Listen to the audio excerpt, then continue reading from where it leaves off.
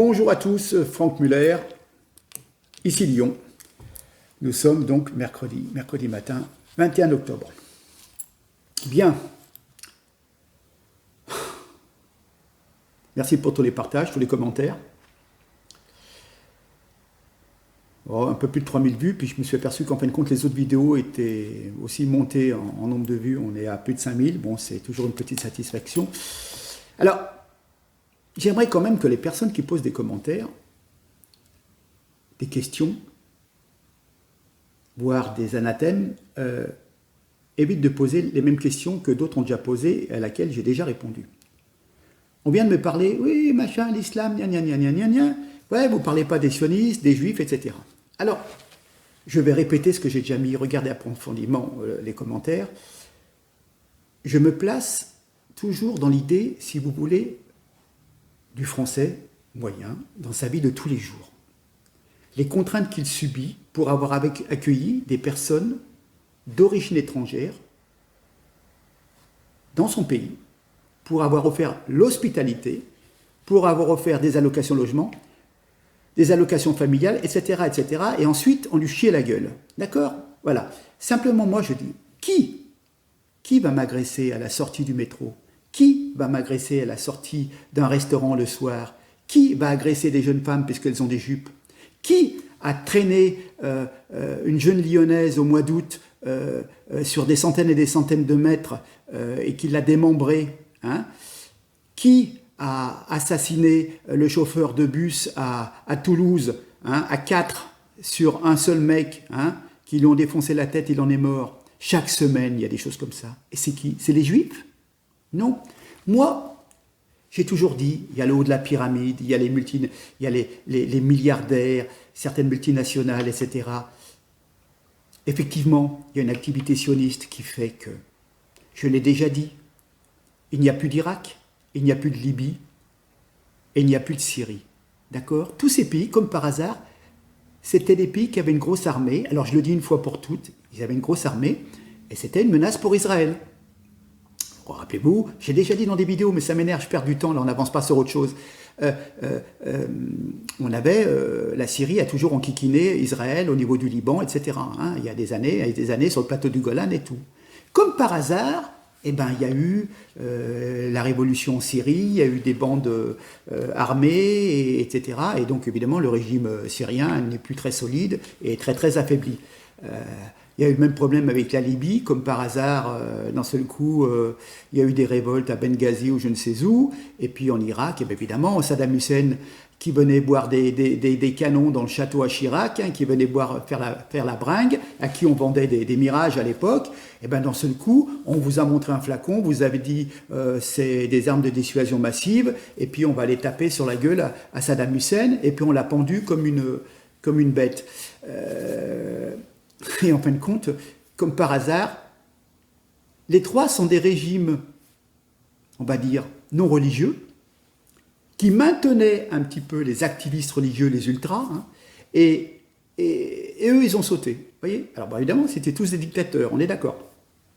Mais, quelque part, c'était des pays qui étaient quand même assez solides et qui causaient une menace contre Israël. Ils ont disparu. Alors, bon, il y a d'autres interactions. Hein. Il y avait aussi le pétrole. Etc. Bon. Il y a des gens qui ont des dents longues, hein, et qui sont prêts à tout pour bouleverser l'équilibre géopolitique. Alors je le dis une fois pour toutes, tenez-le. Enfin, voilà. Après, je me place moi dans la vie de tous les jours, hein, où vous avez un sentiment d'envahissement dans des quartiers, où si vous êtes blanc comme moi et tout, vous vous sentez pas tranquille. Voilà, c'est tout. Islamophobe, c'est pas la haine de l'islam. La phobie, c'est la peur. La peur de l'islam. Peur de certains fanatiques qui vont vous filer des coups de couteau à droite à gauche. Après l'assassinat de ce pauvre professeur, 2 jours après, il y en a un qui venait de sortir de... j'ai vu passer une annonce, ça faisait 2 jours qu'il était sorti de prison, il attaquait une femme avec un couteau. Non mais attendez, c'est pas possible. C'est pas possible. Qui va foutre le bordel dans les écoles, et après on se plaint de ne pas trouver du boulot, mais enfin, vous avez vu comment les professeurs sont obligés pour tenir une classe, mais c'est pas possible, d'ailleurs, Quand vous avez des musulmans, moi je connais des musulmans d'aplomb, etc., mais ils foutent leurs enfants en école privée pour pas être avec la racaille. C'est le cas de le dire. Vous vous rendez compte que des musulmans mettent... Il y en a une école où il y a quand même pas mal. Il y a des musulmans, vous avez des écoles religieuses, j'en ai une qui est pas loin, qui s'appelle la Xavier, sur Lyon 8e, et voilà. Je veux dire, ils sont obligés de mettre dans des écoles privées, voire parfois dans des écoles catholiques, des élèves musulmans. Voilà. Alors comme les catholiques, ma foi, je tends la joue, je retends l'autre, ils accueillent tout le monde, donc il n'y a pas de souci. Hein. Voilà. Et puis ils savent que c'est encadré, qu'il y a quand même une certaine morale, et puis voilà. Mais quand vous avez un salon de coiffure qui est obligé de fermer, parce que la femme, le salon de coiffure est tenu pour une Algérienne, et qu'il y a des frères qui veulent absolument qu'elle porte le voile, et qui la menacent, et qui lui font de la pression, et du coup, elle boucle. Tenez, il y a 2 jours, j'entends Nicolas Dupont-Aignan qui parle donc de sa suppléante, qui est musulmane, d'origine algérienne, kabyle, et qui a été obligée de déménager, car l'école du coin où allaient ses filles, il y avait la pression, parce que ces adolescentes ne voulaient pas mettre le voile. Voilà. Idem, un salon de coiffure, pareil, il y avait la pression sur une dame. Vous avez beaucoup de gens qui sont issus d'immigration, qui ont monté des commerces. Eh bien, pourquoi il y a des frères qui viennent mettre la pression? Parce que ce sont des femmes, on va dire, libres, parce qu'elles portent une jupe ou elles sont en pantalon. Bon, mon Dieu, quelle histoire.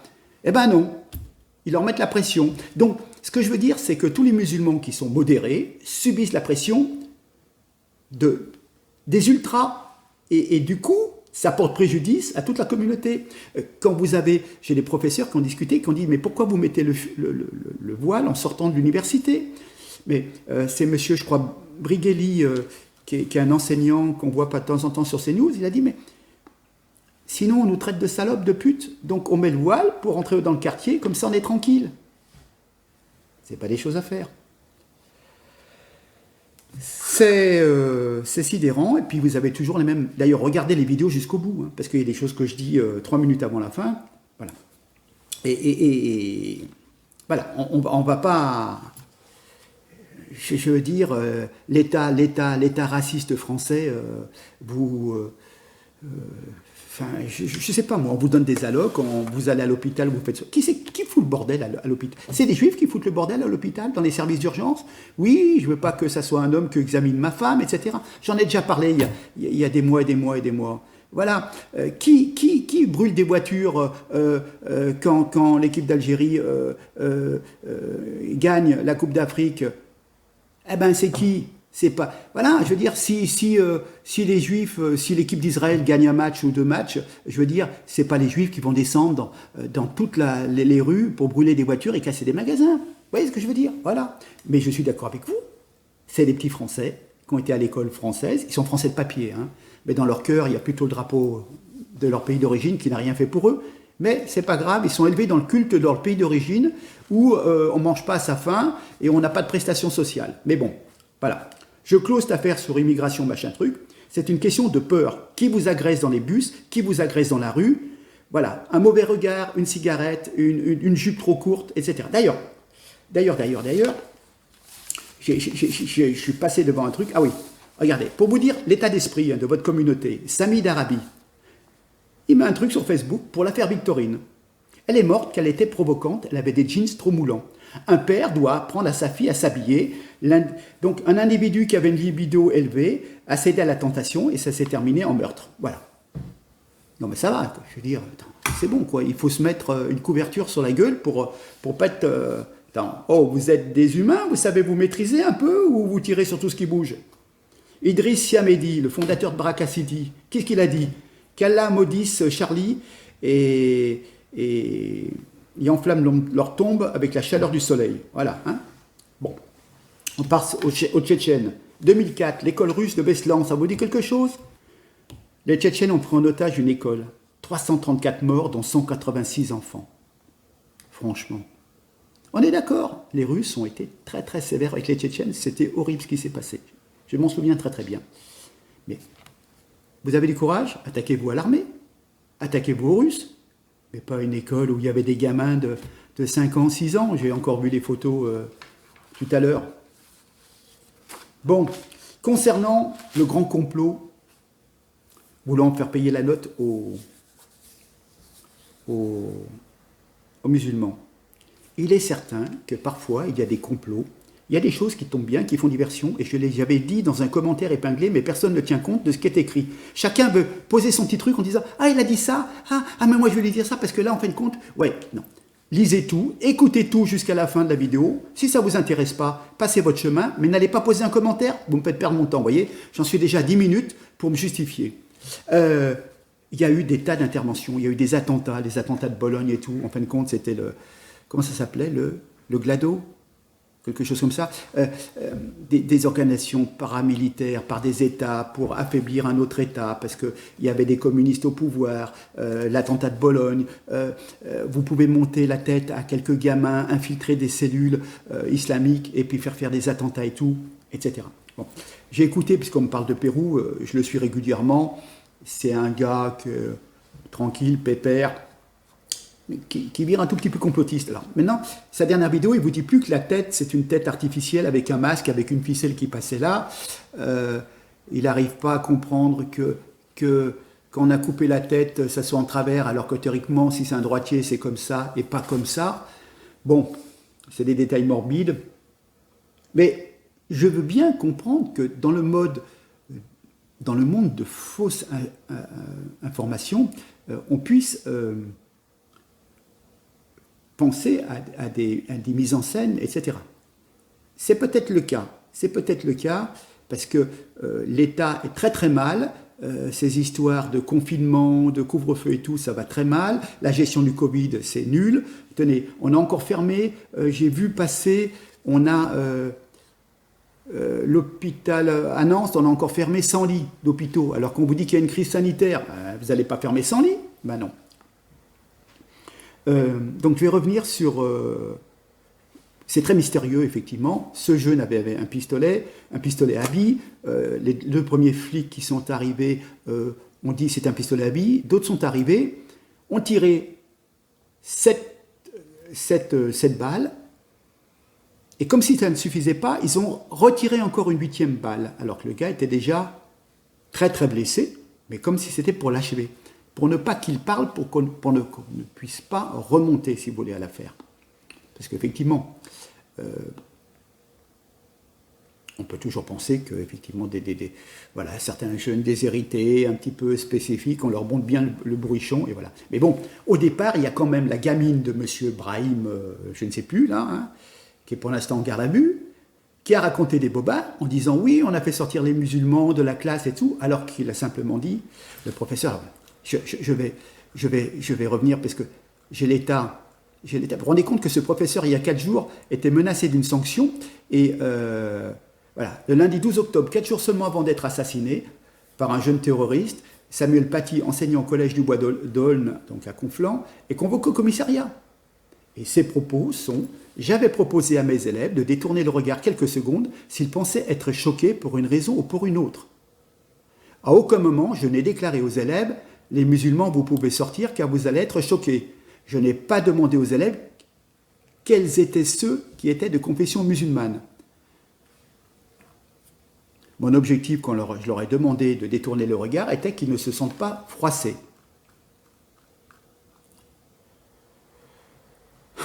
C'est de la folie. Comment dire? Je vais... J'ai vu aussi un autre article, je vous en reparlerai la prochaine fois aussi, où un professeur avait des soucis avec des familles musulmanes qui voulaient faire un rapport, et puis en fin de compte, on lui a dit non, surtout ça va faire des vagues et tout, parce qu'avec ces gens-là, ça part en couille. Voilà. Donc si M. Brahim n'avait pas foutu le bordel, n'avait pas fait des vidéos appelant à la haine, en donnant le nom, l'adresse, enfin là où il travaillait, et si des enseignants complices n'avaient pas donné son adresse, ses horaires de cours, etc., jamais il n'aurait été assassiné, même si c'est un complot de l'État voulant faire une diversion. Voilà, hein, d'accord. Donc la cause, c'est bien quand même cette histoire montée en couille par une gamine qui a voulu se rendre intéressante et qui a voulu, à 13 ans, oui, je suis une vraie musulmane, on a montré des photos pornographiques. Non mais vous plaisantez, non? Vous avez déjà vu enfin moi les caricatures de Charlie, ça me fait pas marrer, parce que voilà, le postérieur avec une étoile... je vois pas trop où est l'humour, hein, vous voyez, donc moi c'est pas trop ma tasse de thé. Il peut y avoir parfois de temps en temps, il y en a une ou deux, ouais, qui font vraiment sourire, mais là, bon, ça me fait pas, oui, je peux être d'accord avec vous, hein, voilà. Bon, mais c'est pas une raison, voilà, vous êtes en France, vous avez trouvé du boulot en France, vous n'en avez pas trouvé, vous faites des enfants parce que c'est à la grâce de Dieu qui décide, vous les laissez traîner dans la rue jusqu'à minuit, et ils font ce qu'ils veulent, et ils font les cons, et puis après ils tombent dans la délinquance, et après on vient pleurer quand il y a des coups de mitraillette entre gangs, et qu'on retrouve des enfants, des jeunes ados qui sont morts mitraillés, mais bon, voilà. Bien, écoutez, on va continuer, je vous laisse 10 secondes, et puis on va aller sur le fond du sujet de Samuel Paty. Voilà. Enfin, c'est dommage, vous voyez, on perd énormément de temps pour revenir sur des choses qui sont acquises. Hein. Bon, en tant que personne intelligente, voilà, j'ai des oreilles, je lis, j'entends, je suis confronté à des personnes, moi j'ai une vie professionnelle, je suis dans les usines tous les jours, je veux dire, des personnes issues de l'immigration. J'ai discuté comme je discute avec vous, et il y en a beaucoup qui sont d'accord avec moi, hein, parce que les petits cons, ils en ont marre. Les petits cons qui font des rodéos toute la nuit. Hein. Quand vous vous levez à 5 h du matin pour aller bosser, et que vous êtes travailleur immigré, que vous habitez Vénissieux, et que toute la nuit, ça file boulevard Lénine ou je ne sais où, et ben les mecs, ils me le disent le matin, cette nuit, ça a été chaud. Hein, voilà. Ça, c'est le contact, c'est pas du pipeau, ça. Allez, à tout de suite.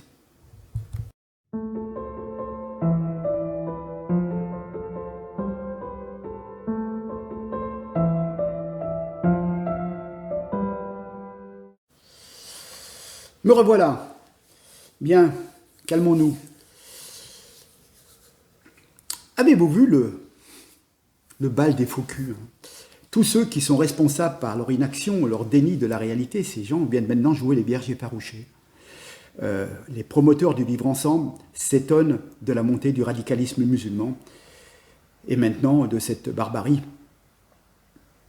Alors on nous reparle de ressortir la loi Avia pour censurer les ultra-musulmans. Enfin, c'est surtout plutôt les patriotes souverainistes qu'on va censurer, hein, on est d'accord. Hein. Darmanin veut expulser 231 personnes. C'est-à-dire qu'il y a déjà 231 dossiers qui sont sur une table, mais on n'a jamais rien fait. Et puis là, en fin de compte, déjà le 13 octobre, il avait annoncé, on va expulser 231 personnes. Bon. Et puis là, l'occasion de ces fêtes, pour dire, être dans la communication, on vous ressort, on vous dit, oui, on va expulser 231, vous allez voir ce que vous allez voir, on va fermer des mosquées. Bon, de toute façon, même des personnes qui sont terroristes anciennement du Front islamique du Salut, qui sont réfugiés en France, qui sont des terroristes qui répondent de meurtres en Algérie, la France ne peut pas les expulser à cause de la Cour européenne des droits de l'homme qui dit « Ah oui, mais le pauvre, c'est un meurtrier, mais si on va l'expulser dans son pays d'origine, il va être torturé, il va être abattu et exécuté, et donc c'est pas bien, donc il faut le garder. » Et vous avez des mecs, ça fait 20 ans, qui dorment à l'hôtel, aux frais de la princesse, aux frais de nous, quoi, je veux dire, et voilà. Et d'ailleurs, j'ai eu l'occasion de voir des vidéos de musulmans qui disent « Mais attendez, l'État français, ils mettent 5 ans pour faire un procès, si vraiment il y a des gens qui ont tué, il y a des anciens terroristes, etc., ben, vous les expulsez, mais pourquoi vous les gardez ? Vous voyez, donc je peux être d'accord avec certains sur certains modes d'action. Hein. C'est pas. Alors, donc il veut 231 personnes, ça veut dire qu'il y a donc 231 qui étaient déjà prêts. On sait qu'il y a des problèmes, mais on n'a rien fait. Bon. Alors, on nous apprend aussi qu'il y a 8000 suspects de radicalisés S, dont 4000 étrangers. Mais s'ils sont étrangers, donc ils n'ont pas la nationalité française. Donc déjà, ces 4000, s'ils foutent le bordel, c'est logique, hein, tu rentres chez moi, tu viens foutre le bordel, ben t'es gentil, tu repars. Donc il y a 4000 étrangers qui sont ultra radicaux, on va dire, hein, qui portent préjudice à la communauté musulmane qui fait tranquillement son activité de prière, etc., etc., ben, ces 4000, on les met dehors, ils retournent dans leur pays d'origine. Parce que justement, ils veulent importer en France une radicalité islamique qui ne convient pas à un pays entre guillemets laïque, voire chrétien, et donc voilà, c'est tout, basta. Non, ça, ce que tu fais, ça ne va pas, tu es gentil, maintenant tu rentres dans ton pays, c'est tout. Hein. Alors, donc, expulsons déjà les 4000, et on apprend qu'il y a quand même 811 clandestins. Mais attends, bon sang de bonsoir. Il y a 811 clandestins qui n'ont rien à faire, qui n'ont pas les papiers, qui n'ont pas les visas, etc. Vous êtes rentrés en infraction avec la loi, ben vous repartez d'où vous venez. Vous êtes hors la loi. Si moi je roule à 160 km sur l'autoroute, je suis en infraction de la loi, on va me dire, monsieur Muller, vous êtes bien gentil, rendez-moi votre permis. Et bien le mec, il est rentré en France, il n'avait pas le droit, en plus il vient foutre le bordel, au lieu de rester bien caché, non, ben bonjour, tu retournes dans ton pays d'origine. Allez, hop, on te met dans l'avion, dégage. Ben, attendez, je ne pense pas que l'Algérie tolérerait, le Maroc ou d'autres pays toléreraient qu'il y ait des gens qui viennent faire la loi et ils rentrent en fraude et ils viennent foutre le bordel. Ben t'es gentil, tu repars. D'abord tu vas au trou et après tu repars. Vous n'avez pas le droit de vous balader dans un pays étranger sans visa et votre autorisation de passage dans un pays est relativement limitée. Je ne savais pas, moi en discutant avec des gens, je crois, qui font du camping-car, on m'a dit, mais attends, quand tu vas, tu vas pour tourisme au Maroc, tu sais, il y a des gens qui, avec un camping-car, ils se baladent tout le long dans des super paysages, etc. Mais tu es rentré tel jour, au bout de 3 mois, tu dois être ressorti du pays. L'État souverain d'Algérie, du Maroc, etc., ne veut pas qu'il y ait des gens qui se baladent tout le long de l'année dans un pays pour faire quoi? C'est la souveraineté d'un pays. Vous voyez, je veux dire, c'est chacun maître chez soi. Moi, je respecte l'autorité d'Algérie, l'autorité du Maroc, l'autorité de la Tunisie, etc. Voilà, c'est comme ça. Tu as des papiers, tu rentres, tu n'as pas de papier, ouais, et puis quand tu as un papier, ben, tu ressors au moment où c'est dit. C'est tout. Alors, comprenez que des Français puissent vouloir la même chose en France. C'est bon. Donc voilà, de toute façon, ce qu'il faut, c'est donner un bon coup de pied dans la fourmilière et puis faire une belle bague. Mais là, on vous fait brasser. Ça fait diversion. Donc ils profitent de ces événements qui est un petit peu douteux. Éric Pérou l'a justifié, il a dit oui, pourquoi il y a eu un 8e coup de pistolet, là, c'est un petit peu louche quand même.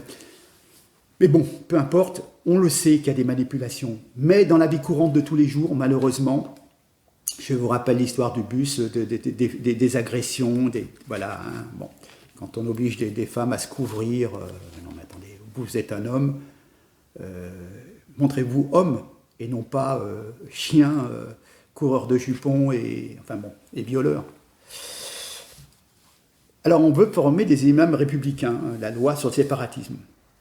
Comprendre le problème pour mieux le résoudre. Mais la loi du Coran est au-dessus de la loi laïque, l'État français. Comment voulez-vous que la loi coranique puisse changer pour que les musulmans français s'acclimatent en France? On veut faire une politique de différenciation pour éviter de heurter les musulmans. Mais la loi s'applique à tous dans un cadre déterminé. Et ce que je veux dire par là, c'est, je vous l'ai déjà dit en première partie, je peux critiquer Israël et les élites sionistes, ce n'est pas être antisémite. Je peux critiquer l'islam et les barbares, mais ce n'est pas être anti-islam. Je suis islamophobe, c'est-à-dire que j'ai peur des dérives de l'islam, parce que ça vous fait faire n'importe quoi, ok? Voilà.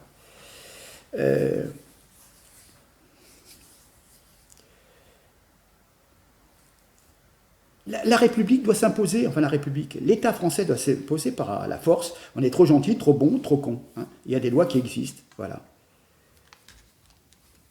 Alors évidemment, ce sont tous des gens, ce sont des poules mouillées qu'on a... parce que ils ne peuvent pas parler clairement, vous voyez. Dès que vous dites quelque chose, ah oui, vous êtes islamophobe ou antisémite. Alors du coup, vous laissez tout passer. sous prétexte du vivre ensemble, etc. Non, s'il y a des gens qui sont d'autres pays qui ne veulent pas se soumettre à la loi française, et ben voilà. Donc les gouvernants ont été trop bienveillants et même complices, évidemment, car nos élites sont payées par le Qatar, l'Arabie Saoudite ou d'autres. Vous vous rendez compte que durant la manifestation de dimanche, on interroge une enseignante qui vous dit j'ai été obligée de changer d'affectation et de domicile pour avoir parlé dans un cours d'histoire de la Shoah ou de l'islam. Voilà. Donc c'est la victime qui est déjà...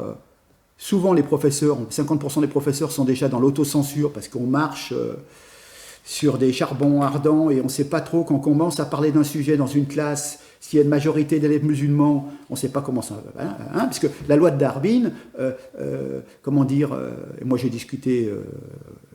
avec des personnes très très imprégnées de leur culture, de leur religion, ils n'arrivent pas à comprendre qu'il y a une évolution et qu'au départ il y avait le singe, et il y avait des primates, et au fur et à mesure ça s'est évolué en homme, et l'homme que nous sommes maintenant. Non, eux ils sont dans le créationnisme, c'est-à-dire il y a Dieu qui est arrivé, il a dit « Ah, je vais faire des arbres, je vais faire des rivières, je vais faire des montagnes, je vais faire un homme, je vais faire une femme. » Voilà. Et d'ailleurs, j'ouvre une parenthèse, il y a certains chrétiens américains qui sont là-dessus. Hein. Je crois que c'est sur ce qu'on appelle les créationnistes. Hein. Voilà, c'est le divin, il a tout créé comme ça de ses mains du jour au lendemain. Voilà. Bon. Bref, allez dire dans une classe où il y a des musulmans que l'homme descend du singe, j'abrège, hein, c'est la folie, c'est la révolution, quoi. Vous ne pouvez pas faire un cours, quoi. Vous voyez ? Donc, quelque part, c'est la religion qui s'impose au sein de l'école. Il y a un programme, bon, il y a des savants, il y a des études, on a fait des tests sur des squelettes qui ont 10 000 années, qui étaient bien avant ce qu'a pu dire le prophète. Voilà. Après, si franchement ça vous pose problème, faut pas rester en France, quoi. Je veux dire, vous avez des convictions, bon, après, on peut pas avoir le beurre et l'argent du beurre, hein. Enfin bon...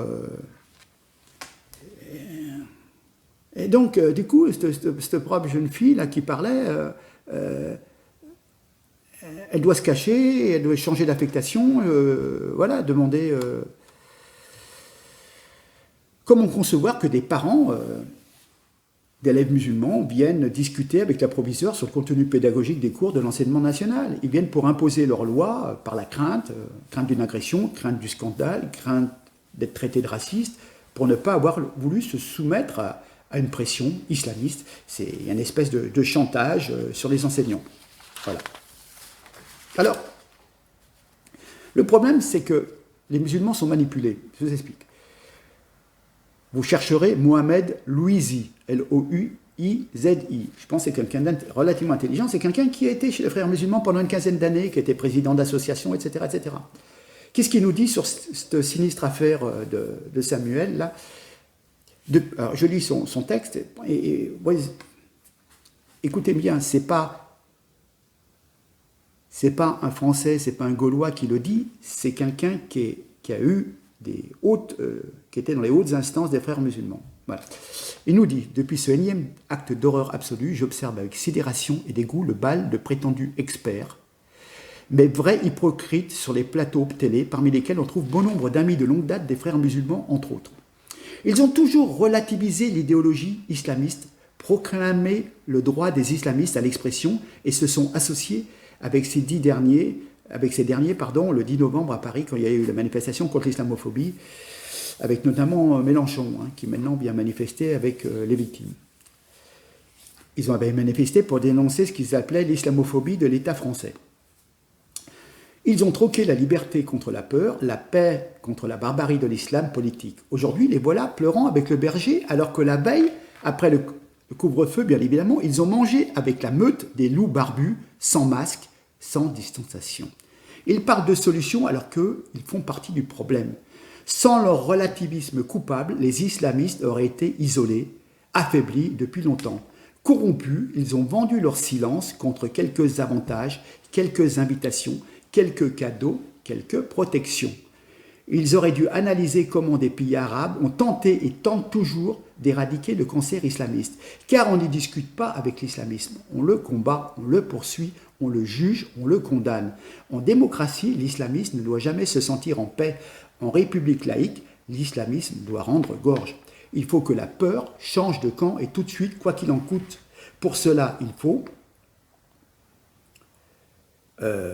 ben, il faut s'occuper de toutes les organisations frérot-salafistes sur les territoires français, qui sont donc à dissoudre immédiatement. Toutes les salles de prière et les mosquées frérot-salafistes doivent être fermées sans délai. Tous les contrats signés entre l'État et les organisations islamistes, ça existe, doivent être arrêtés. Tous les établissements scolaires privés sous contrat ou hors contrat qui sont fondés et gérés par des salafistes et des frères musulmans doivent être fermés. Le ministre de l'Éducation nationale doit prendre ses responsabilités. Les leaders frérot-salafistes doivent rendre des comptes à la nation, la loi doit s'appliquer. Des leaders islamistes sont de vrais parrains mafieux et bénéficient d'une impunité insupportable. Ils sont comme cul et chemise avec des politiques pourris. Cette impunité n'a que trop duré. Tous les imams frérot-salafistes qui ne sont pas français doivent être expulsés dans le même avion qui expulsera aussi les radicalisés islamistes étrangers. Il continue. Des médias doivent cesser de faire le jeu des islamistes, des frères musulmans. On doit cesser de leur donner la parole. Pas d'expression libre pour ces ennemis de la liberté d'expression. Il n'est pas normal que France 2, par exemple, continue à tendre son microphone et de s'offrir en tribune libre à des voix fréristes notoires. Il n'est pas normal que le journal télévisé de 20h du samedi 17 octobre 2020, au lendemain de la décapitation du professeur Samuel Paty, puisse donner la parole à l'islamiste Tariq Obrou, le disciple d'Ibn Taymiyyah, cette référence des terroristes de Daesh. Cela après avoir donné la parole à Zour Jalali, la directrice voilée du collège privé islamiste Abi Hissène, fondé par les frères musulmans à Nice. Ce sont des actes précis pour envoyer un message clair à l'islamiste et à ses 1001 officiels et lames de fond. Autrement, l'islamisme passera et son idéologie triomphera sur les cadavres des braves, sur les ruines d'un État qui n'a pas voulu assumer ses devoirs et prolonger et protéger la République une et indivisible. Nous sommes au panthéon des imbéciles et des idiots utiles. Voilà ce que je voulais dire. Il s'appelle Mohamed, il était chez les frères musulmans, mais il a compris le système. Et l'État ne prend pas les bons interlocuteurs. Voilà. C'est comme ça. Et du coup, ces gens sont des extrémistes. Je veux dire, même la mosquée de Paris, il y avait des luttes d'influence entre musulmans algériens, musulmans marocains, les Turcs, et il y a une présidence tournante au niveau de certaines associations, etc., etc. Mais même déjà au départ, la mosquée de Paris s'était élevée contre certains présidents de l'OUF, enfin des différentes associations qui changent de nom. Enfin, voilà. Ce que je veux dire aux musulmans, c'est que il y avait des musulmans il y a 30 ans, ça se passait relativement bien, hein. Et puis là, maintenant, voilà, c'est-à-dire que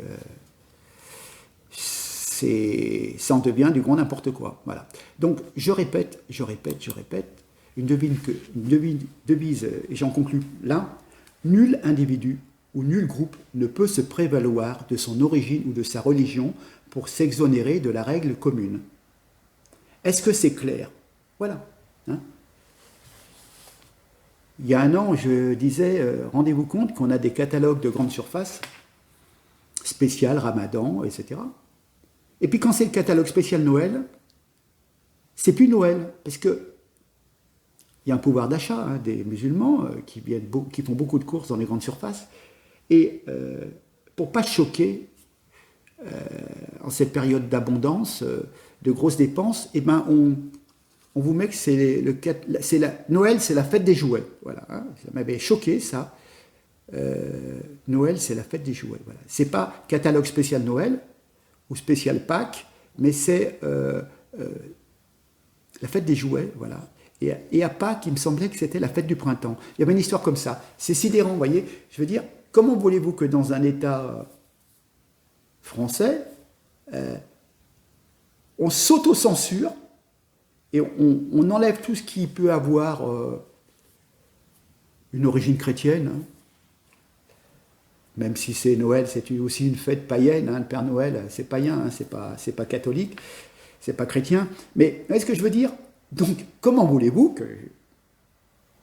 que certains ne s'en offusquent pas, quoi? On ouvre sa grande gueule en disant, attendez, faut pas déconner, ça fait 2000 ans que c'est Noël, et puis là, maintenant, quand vous faites un catalogue pour les jouets, vous ne dites plus que c'est Noël, mais que c'est la fête des jouets. Voilà. Et donc, si vous êtes dans un pays musulman et qu'on vous enlèverait des fêtes, ou enfin que tout serait fait pour faire plaisir aux Français qui viennent, vous diriez, non mais attendez, c'est bien gentil cette histoire. Voilà. Nous, on a une identité, on veut de mal à personne, mais on veut conserver cette identité, et on veut être en tranquillité dans notre pays. Et il y en a marre d'avoir des tas de gens qui arrivent de tous les coins du monde. Hein. Je peux parler des Kosovars, des Albanais, des Roumains. Voilà, c'est pas que des musulmans. Hein. Des Africains qui peuvent être aussi bien musulmans que chrétiens. Mais à un moment, faut que ça... Je veux dire, si vous êtes musulman, ça fait 30 ans que vous payez des impôts en France, vous travaillez, vous cotisez et tout. Et vous admettez que votre argent vienne engraisser des migrants qui arrivent, qui perdent toujours leur papier d'identité, mais par contre qui ont toujours des téléphones dernier cri. Je comprends pas d'ailleurs qu'ils puissent payer leur abonnement parce qu'ils n'ont pas de compte en banque ils n'ont pas de compte en banque. Je ne sais pas avec quoi les communications. Le coût des communications sont prélevés, mais enfin bon, voilà.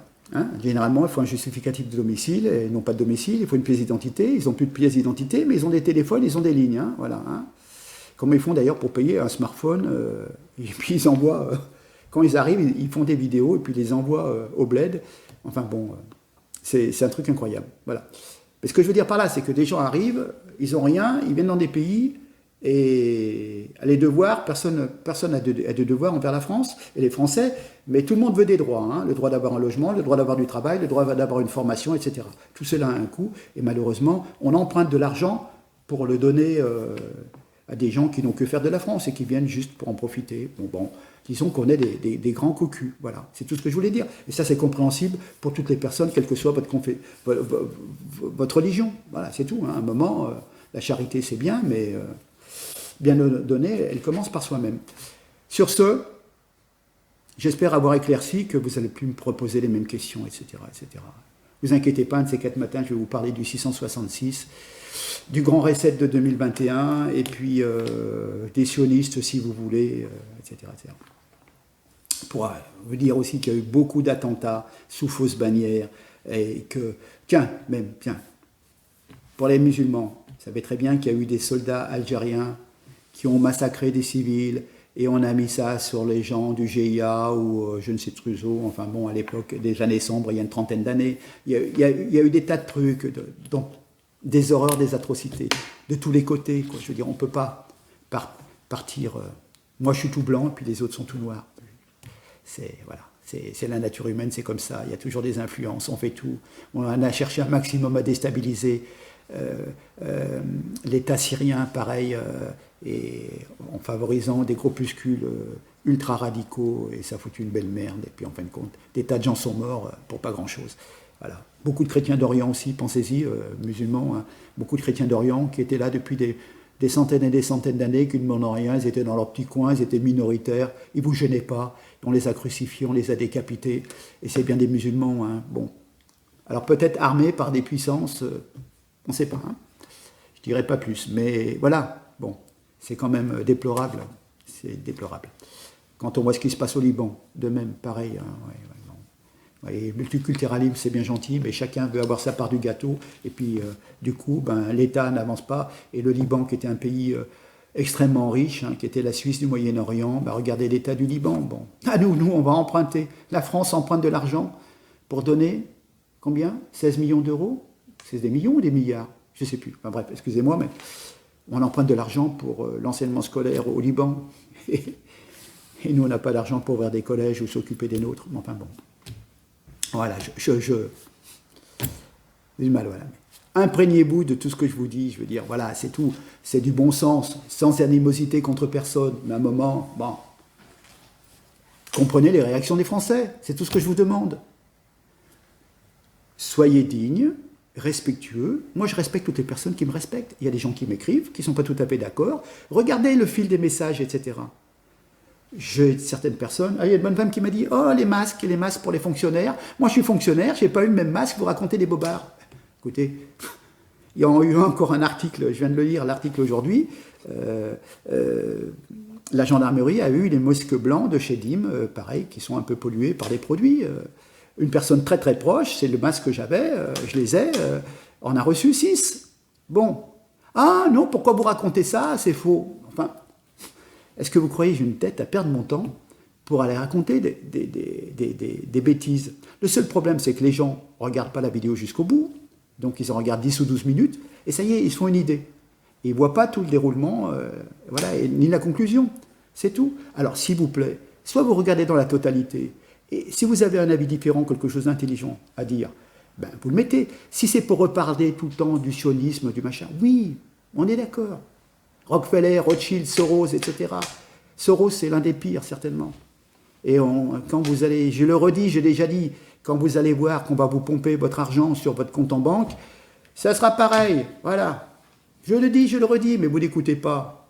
Vous regardez les 10 premières minutes. Ben, écoutez, c'est le problème, vous n'avez pas le temps, vous n'avez pas le temps. Mais alors, ne venez pas polluer un fil de discussion. J'ai 200 commentaires, 250 commentaires. Si je passe une journée à répondre à des commentaires, on s'en sort plus. Ouais. Donc, soit vous adhérez à peu près à mes propos et vous dites, tiens, j'ai appris une ou deux choses. Ah, c'est vrai, je n'avais pas pensé à ça. Voilà. Moi, le but, c'est ça, c'est de dire, n'écoutez pas que la télé. La télé ment. Parce que la télé est payée par le pouvoir et la presse aussi. Elle vit grâce aux subventions du pouvoir. C'est tout. Ça s'est vu pour les gilets jaunes, ça s'est vu pour des tas de choses. C'est tout. Je m'arrête.